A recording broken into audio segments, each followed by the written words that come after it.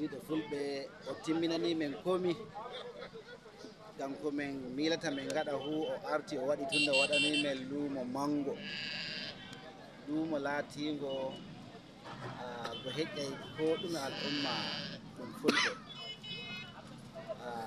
ɗan joni garɗo fuu woodi bigeje feere feere ko men hollata ɗum, komo alhamdulillahi hande bayaniji ɗi o waɗi hande moftorde ɗe ɗum waɗi ɗo kadi koto ɗum ɗum yetti Allah o holli pulaale feere feere na haala diwal Nasarawa tan, diwe ɗe Nigeria garɗe men mbawata ko limɗe, kuma o wi'i men gaɗa marabai ko moye pullo, kay na pullo tan fu anduɗe waɗa sana'a dabba ko sana'a feere feere na ko laati ma dabbaji ma fu meɗon gaɗa maraba e muɗum. Ɗon lumo bo na lumo maliya ko nayi tawiyete, kango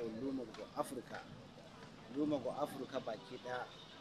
Ngam majjum tigge kam e ɗon o waɗi tigge makko feere, o waɗi ɗe ɓuri 1000 imma goɗɗum, ko kuma mi wi'a ujunare imma reta.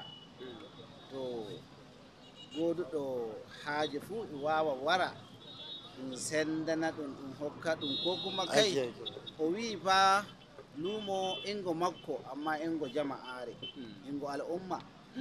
Ngam majjum to al'umma ɓen hamɓe gaɗata committee imma hoore maɓɓe, to ɓe gaɗi committee ɓe jaranamo, to waɗi approval waɗo o hokki izini sai ɗum yaha ɗum waɗa committee kowa hokke deidei emma sembe muɗum. Ta yiɗi jijje 10 min mbawa min ɓeydama min kokkuma 15. Ta yiɗi laso min mbawa min ɓeytanma 5 min kokkuma laso e 5, ngam min kawluma inare amen nde hayre nde heƴi horinom, kuma min nodda fuu pullo to woni e falkejo pullo hombina, pullo soɓɓire, pullo fuuna, pullo hirna, fuu to woni na haala woy himɓe wonɓe ton hombinarden, hamɓe ma gonɓe turko nayi ton, hamɓe ma min kokkaɓe shawari ɓe pecca nayi maɓɓe ɗiɗi, pecco woto ɓe turko ton, ɗiɗaɓum kambo ɓe gadda ɗo maliya ɓe turko. To ngam majjum ɓeɗon nodda pullo bandirawo fuu to woni e Nigeria kay fa Africa fuu to woni wara lumo maliya, lumo goɗɗo omtata lewru dartodu 13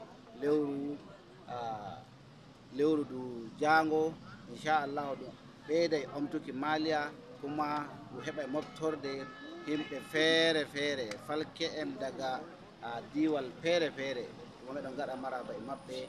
Alhamdulillahi min jetti Allah, min jetti ardiɗo fulɓe, min jetti président, mi yetti Allah kawtal hoore na Africa.